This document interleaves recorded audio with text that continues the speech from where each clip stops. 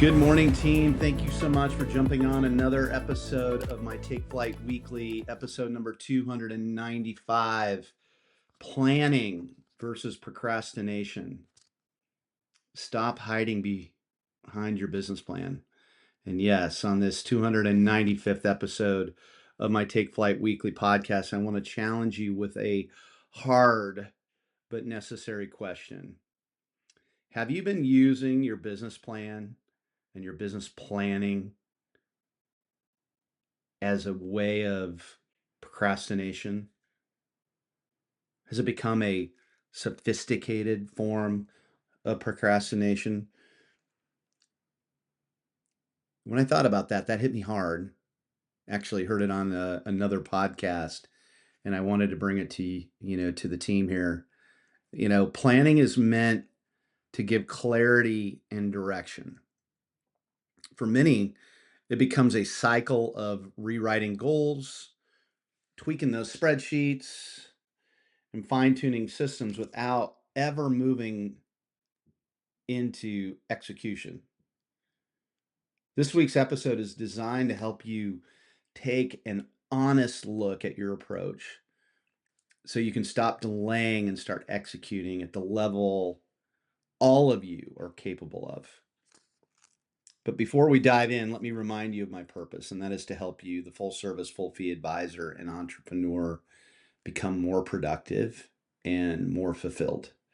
Why? Because I believe strongly that happy advisors and entrepreneurs, they just produce more. And again, I want you to listen today as if this is your one-on-one coaching session. There's a fine line between planning and procrastination. At first glance, they look the same, as both involve writing, mapping out steps, and thinking about the future, but the outcomes couldn't be more different. Real planning creates clarity and focus, building real momentum toward your stated goals. Procrastination disguised as planning, it feels productive in the moment, but without a commitment to execution, it delays action and robs you of results. And I know we've all been through this, right? You sit there, you do the plan, and then it looks great, totally bought in. Maybe you even went away overnight to build it, and then you get back and you're like, what's next? And you never execute on it. And that business plan stays unopened in your Google Sheets. Maybe you've got it in another format or in your upper right-hand drawer of your desk. And this is why people stop business planning, is because they've done it and then they don't execute on it. They procrastinate. Now, the whole point of this podcast is really to help take the 97% and move you into the 3%, that 1 to 3% at the top. And that is those, elite level producers.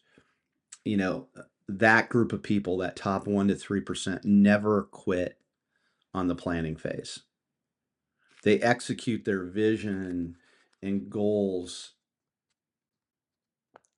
Their vision and goals are always at the forefront.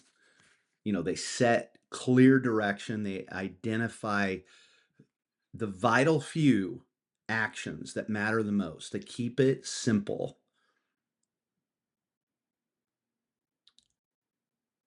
And they realize that if they don't,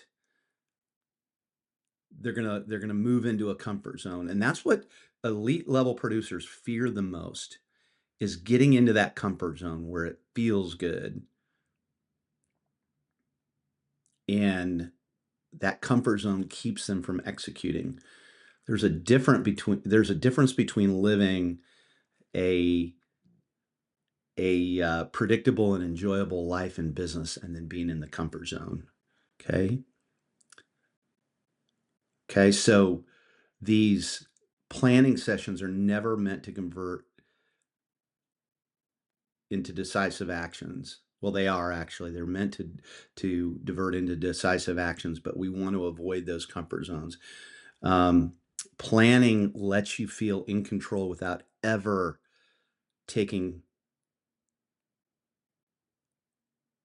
ever forgetting to take that next step. The truth, as you listen to this fall of 2026, if you are still perfecting your 2026 plan in January of 2026, you've already lost the year. And what do I mean by that? If you just are sitting there tweaking, avoiding the execution because you're in the planning phase, you've lost the point. Okay? If business planning has not worked for you in the past, I want you to ask yourself a few questions. Do I spend more time tweaking my plan than executing it? Just talked about that. Do I get to that point of execution and then I just don't have the habits and routines in place to be able to do that? Have I used planning as a reason to delay making difficult decisions or taking bold action? Again, am I hiding behind my business plan? Am I revisiting the same goals year after year without measurable progress? I hear this all the time, right? Like, Jim, like, what do I got to do? I've tried this and it's always in the execution, the consistent execution.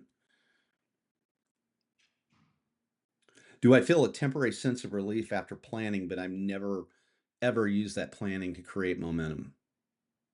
Do I know what I need to accomplish this week, this quarter, next year, and in the next 3 years to feel like I made major progress? Do you know what that is? Do you have it planned out? We overestimate what we can do in a quarter and a year and underestimate what we can do in 3. Planning should create basic, simple steps along the path. Just like I talked about in last week's episode, we are on a journey. And when I was going to Boston and back, there are steps along the way. And if executed, they're not all that difficult. They're not all that difficult. You just have to get there, move to the next step, move to the next step, chart your path. And question number 6, what do I need to eliminate and leave in 2025? And you've always heard me say that high performance starts with elimination. And you know exactly when I bring this up, those things that enter your mind that like, yeah, I've been trying to eliminate that. I've had a really, really hard time.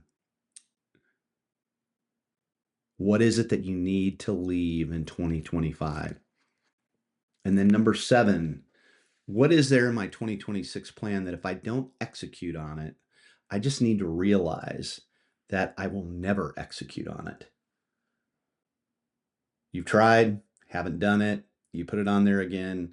What this is leverage. You're putting leverage on yourself to say that if I don't finally do this one thing or these things that I know that are good for my business and my life, then I have to just realize that I'm never going to do it. Called burning the ships. This is the year, this is the time. So, if you want your 2026 planning, your business planning to count, here's how to shift from planning mode to execution mode. You need to set a hard deadline. Decide when planning ends and execution begins. We're in September of 2025. I love to have my planning wrapped up by mid to late October at the latest and really start executing into the new year in October, November, and then before the no-fly zone hits us in mid-December. Set a deadline. Do not blur the lines. Identify your vital few. Choose 3 to 5 priorities that move the needle for you, and you know what they are. You can look and see what is successful for you and what works. And do more of that. You need to really evaluate where your business has come from. And sometimes it's not sexy. The most important piece of technology out there, and you're going to hear me talk about this a lot, is your phone,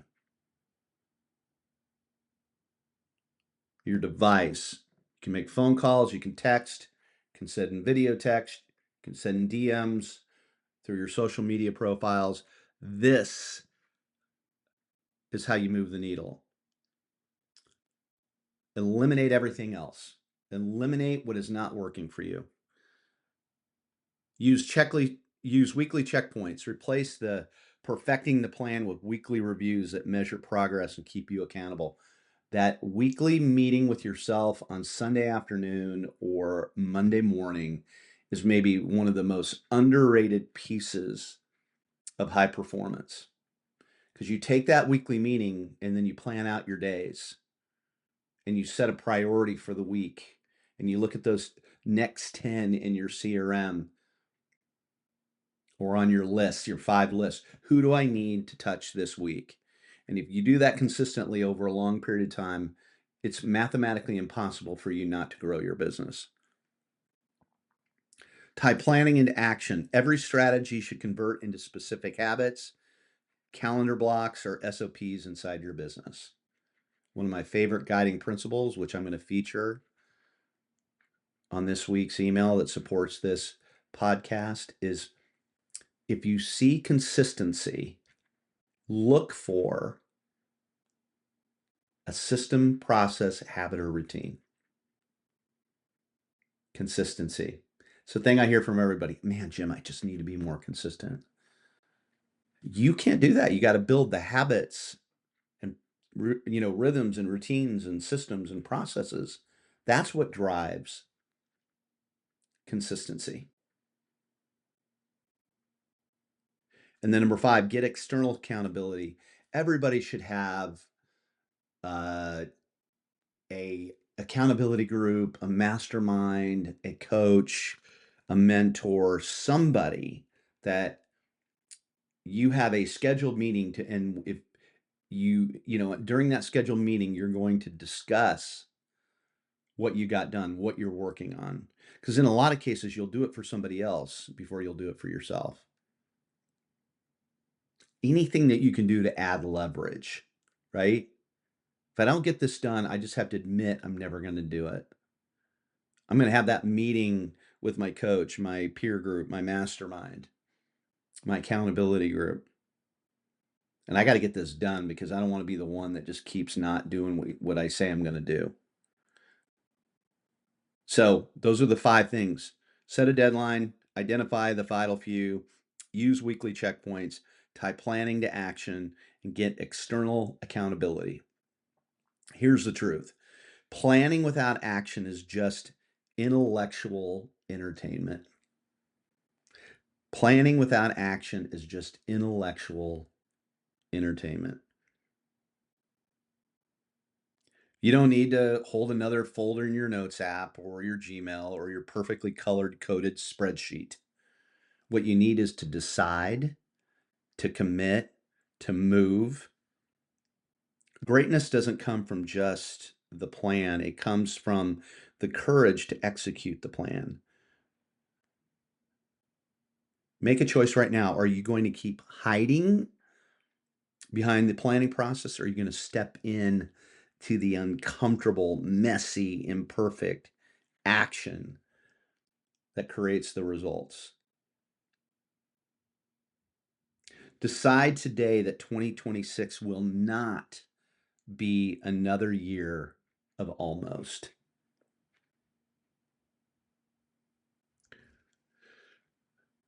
Planning or procrastination? It's really a decision, right? You all know what I'm talking about. Planning it feels good. And then the action starts and that doesn't feel so good, right? To have and do the things. So don't let your planning become intellectual entertainment. I love that. So let's focus on that. I think we're here. When you hear this, it's going to be in September, mid to late September. And we're getting into the meat of the fall here. And you want to get this plan so you can start executing through the remainder of the year and be prepared for 2026. Team, thank you so much. I appreciate it.